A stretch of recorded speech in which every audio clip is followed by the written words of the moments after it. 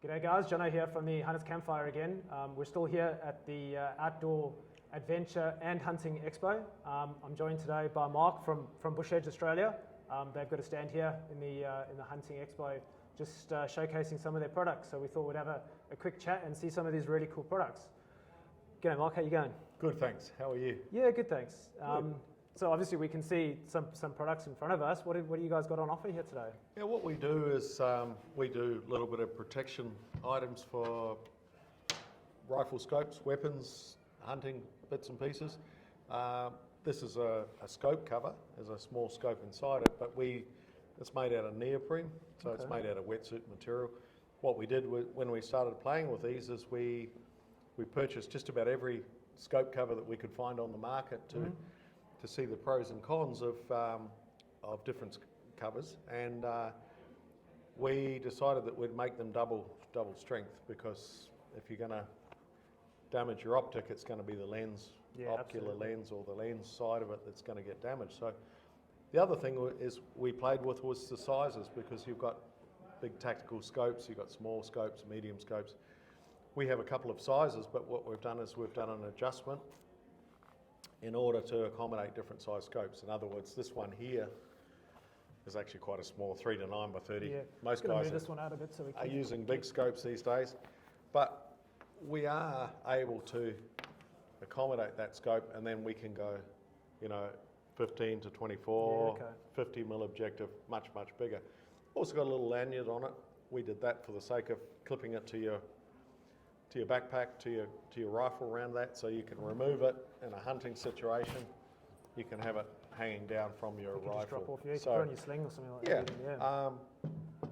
They're not a high-tech piece of equipment, but end of the day, for example, I've just come back from New Zealand where it was raining, snowing most of the time, and we left that on right up until the time of going in to shoot or stalk an animal. Then climbing back out, climbing down through the rough country, you weren't going to get debris and a lot of rubbish inside your scope. So yeah, and at night we like to have them squared away in a gun safe or stored. So that's that. We do a rifle cover, which is very similar. It's got Cordura at either end. It's a PVC fabric or a tricot. It's called. The idea is on a quad bike. Gun safe, back of your ute. It's not transport compliant, so it's not designed for storage. It's simply a field cover, so if you happen to see an animal and you need to shoot in a hurry, you can whip it off, stick it back on. It's user friendly if you're travelling around. Travelling around and you're driving past a farmer, it means your rifle's squared away. It's out of view, it's out of sight. And just a lot. Yeah, we like to have it round camp. If we're sleeping in a swag, we'll put our guns away and sit and have a beer or two or whatever. But I just think visually it's a good result for keeping a rifle neat and tidy. It keeps leaves out of it and dust out of it, but the dust's the big one. When we're driving on a quad bike, if you're the second guy on a quad, you are covered in dust, and so it's in the barrel, it's in the lenses, so forth. They fold up pretty small, so those are the kind of things we do. We also do a bit of headwear. We do some merino wool items, clothing items, neck gaiters, beanies, balaclavas, that sort of stuff. We mainly ship those to US. We sell quite a few on Amazon in the States. Oh, excellent. Our little brand is called Bush Edge, and we mainly do that as opposed to sort of mid layers and heavy jackets and things like that. We're just little niche. Yeah, little niche small products, business. Been going about 3 years, but over that. And yeah, just some in the hunting industry, some resulting to skiing and outdoor use.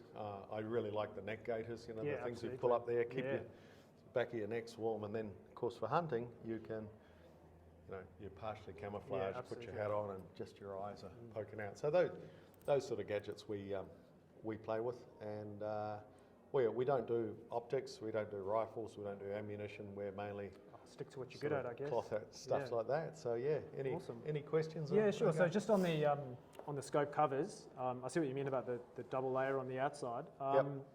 You say you have different sizes of these, or? Yeah, This one here is, we call it medium to large. It was the first one we launched, so it was sort of designed for a 3 to 12, a 4 to 16, that type of thing. It stretches out to about 15 inches, so it'll fit most hunting scopes. Okay. And then recently, because of demand with 50mm objectives, we've gone for a slightly bigger one.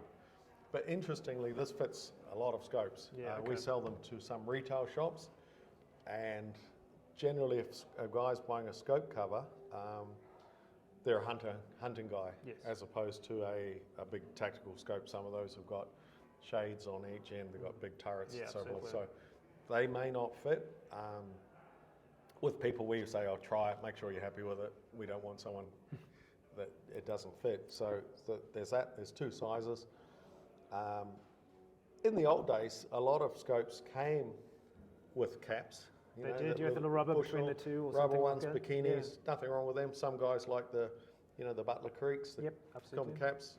Some of those will get dust in behind. Sometimes you have to clean them. They're really designed to be flipped out, so they are vulnerable. But end of the day, it's, for me anyway, getting in and out of gun safes. When you bang at car doors, bang. Well, on a recent trip that I had, we were doing some hunts up in the hills, and I put my rifle down so I could have a snack, and it slid down on the rock, and the scope cover's all been scratched. So, well, luckily you had covers on. Well, no, so the bell housing of the scope actually got scratched. So if I'd had one of these, I wouldn't have had a scratch. So yeah, look, it's a great product, and really, I mean, optics are so expensive these days. You really should be protecting your investment. So obviously both of these are a great option. And just from the cover, from fitting scopes, I can see you've got obviously the mock-up here, but you've got the scope cover and the rifle cover on as well. So there's no issues with fits or anything like that? Not really, no. You wouldn't really necessarily need both of those. That's just, we've exhibited that on the show to show the... But it shows that you could if you wanted to. What a scope looks like, for storage or whatever. I've got friends that, they've got double cabs or utes or whatever, and they have their rifle in the back seat because they're opening and closing gates, going through. They might see a wild dog, and they need to get the rifle out real quick. So they'll keep it like that with the cover off and just, put the ammunition and bang, as opposed to opening a gun safe and everything. Absolutely. And these are waterproof, are they? They're water resistant. If you saturate them indefinitely, they will soak in, but you'll get a minuscule amount of water. Okay. So you're protecting your rifle as well while you got it. So you could strap it to your pack or something like that. Using that and they fold up fairly small. So there's plenty of other brands on the market. This is very similar to many. There's a little hook there, hang it up. I noticed you've also got some with the blaze orange on the end, which is really nice. There is one with a blaze orange, we did them mainly for New South Wales people. And actually recently in New Zealand I had one, and I was able to wave to a guy about a kilometre away. He could see the red, whereas this he couldn't see. So maybe there's a small safety aspect there as well. So the guys that convert to them, it's interesting because I'm not saying everyone needs them, but once you start using it, you realise, I'm already in my mind. I'm keeping grabbing one of these dust after off this. them.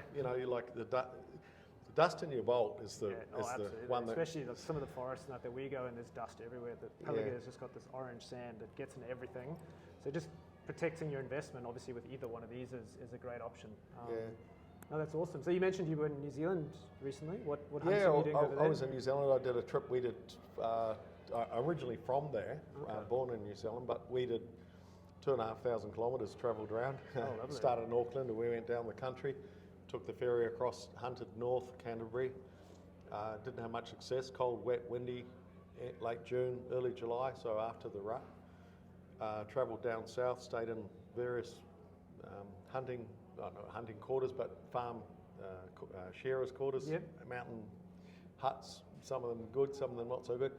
I was successful on the last day, which sounds like a story that you hear from somebody. Every hunting shot it in story the last hour, but this generally was. In fact, I used a borrowed rifle because I didn't transport my own rifle across, and I missed a stag. In fact, it was one of these 400 meter dial up, and I wasn't super confident.